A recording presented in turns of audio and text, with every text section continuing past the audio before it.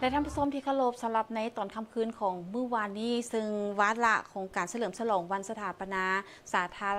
ณรัฐประชาธิปไตยประชาชนลาวครบรอบ50ปีซึ่งวันในค่ำคืนของวันที่2ธันวาทางคณะพิซอบในการจัดงานก็ได้จัดให้มีการแสดงบินโดรนที่แปลเป็นรูปภาพอักษรและสัญลักษณ์ต่างๆที่มีความหมายความสำคัญเกี่ยวกับเกี่ยวพันกับประเทศลาวและการจุดดอกไม้ไฟที่สวยสดงดงามตะการตาที่มีมวลชนไปร่วมชมเป็นจำนวนหลายการจุดดอกไม้ไฟในครั้งนี้ได้ติดตั้งการจุดถึง500จุดและจุดในระดับต่ำกลางหาสูง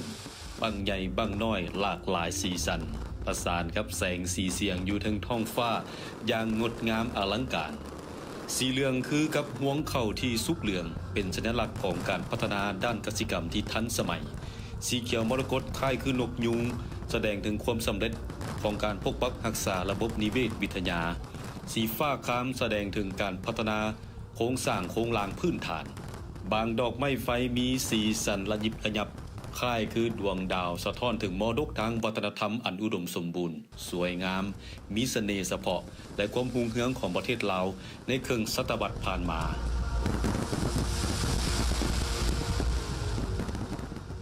ส่วนการแสดงบินโดรนครั้งนี้มีอาสาสมัครจำนวน40คนนำใส่โดรนจำนวน 6,000 ลำลายสุดในอาเซียนและใส่พื้นที่บินประมาณ 1,800 หา 2,000 ตารางเมตรมีการแสดงแปลเป็นรูปภาพอักษรและสัญลักษณ์ที่หลากหลายเช่นรูปเครื่องหมายชาติคำขวัญน้ำใจวันชาติที่2ธันวามั่นยืนทุงชาติทุงพรรคประชาชนปฏิวัติลาวสมเสยวันสร้างตั้งพรรคประชาชนปฏิวัติลาว22มีนา1955ครบรอบ70ปีนอกจากนั้นก็แปลเป็นรูปภาพประธานไกรสอนพรหมวิหารอดีตผู้นำที่แสนเคารพรักของปวงชนลาวทั้งชาติรูปภาพของทานปรากฏขึ้นอยู่เทิงท้องฟ้าด้วยรอยยิ้มที่แจ่มใส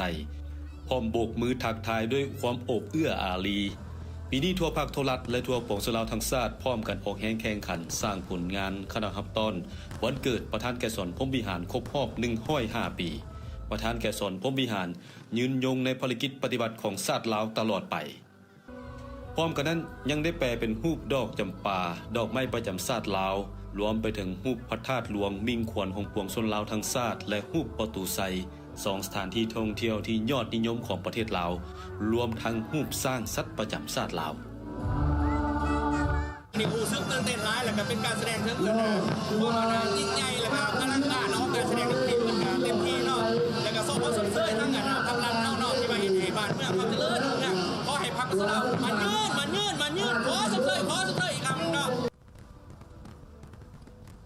นี่ก็เป็นบรรยากาศส่วนหนึ่งของการแสดงบินโดรนแปลเป็นรูปภาพและตัวอักษรต่างๆที่ละเอียดอ่อนสวยงามรวมทั้งการจุดดอกไม้ไฟที่งดงามตื่นตาตื่นใจเพื่อเฉลิมฉลองวันชาติลาวครบรอบ50ปีในปีนี้สมเกียรติถ่ายภาพเอกสารรายงานท่านผู้ชมเราจะไปเบิ่งอีกมุมหนึ่งของบรรยากาศการชมพิธีจุดบั้งไฟดอกและแสดงโดรนเฉลิมฉลองวันสถาปนาสาธารณรัฐประชาธิปไตยประชาชนลาวในวันที่2ธันวาคม2025อยู่ที่เดินพระธาตุหลวงเวียงจันทน์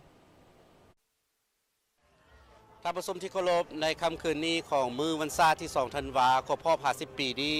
เป็นค่ำคืนที่ชาวนครหลวงเวียงจันทน์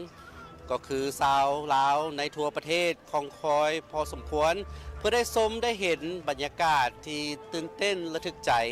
ของการจุดบั้งไฟดอกและการแสดงรูปภาพต่างๆโดยโดรนและจุดที่พวกเขาทีมข่าวโทรภาพแห่งชาติลาวอยู่นี่ก็คือจุดแคมป์เดินพระธาตุหลวง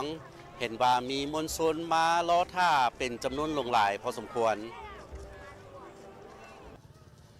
เฉพาะจุดเดินพระธาตุหลวงเป็นอีกหนึ่งแห่งที่เห็นว่ามีมวลชนได้มาล้อท่าเบิ่งการจุด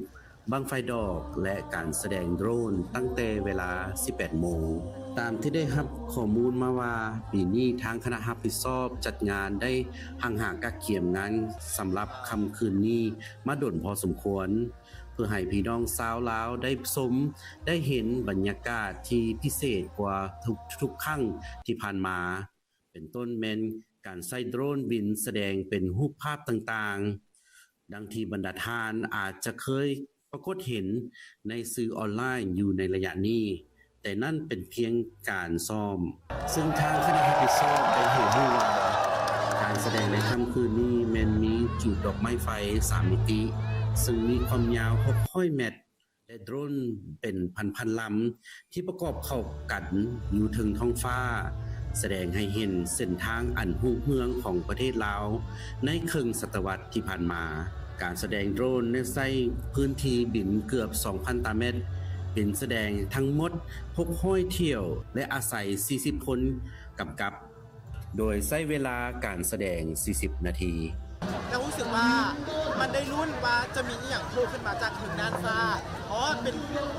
มากที่สุดก็คือซากที่เป็นดอกจำปาที่แบบค่อยๆเบ่งบานออกมาคล้ายๆคือแบบ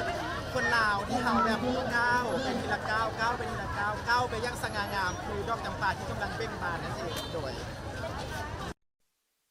แม่มาจากบ้านเพิงพานท้องแม่รู้สึกประทับใจหลายมีโอกาสได้มาเบิ่งจุดดอกไม้ไฟแล้วก็บินโดรนผู้จัดมันเฮ็ดงามหลายแม่มักฮู้ตุงซาดลาวทุ่งผักแล้วก็กาบไม้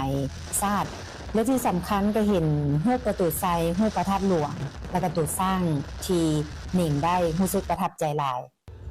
เมื่อโดรนบินสู่ท้องฟ้าแสงไฟจะปรากฏขึ้นคล้ายๆคือกับฝนดาวตกค่อยๆรวมกันเป็นรูปนิ่งและรูป3มิติรูปที่เห็นนี้รูปทุ่งซาดทุ่งผักรูปเครื่องหมายซาดรูป50 ปีครบรอบวันสถาปนาสปป.ลาวรูปประธานไกรสอนพรหมวิหารและภาพสถานที่ต่างๆที่เป็นสัญลักษณ์ของสาธารณรัฐประชาธิปไตย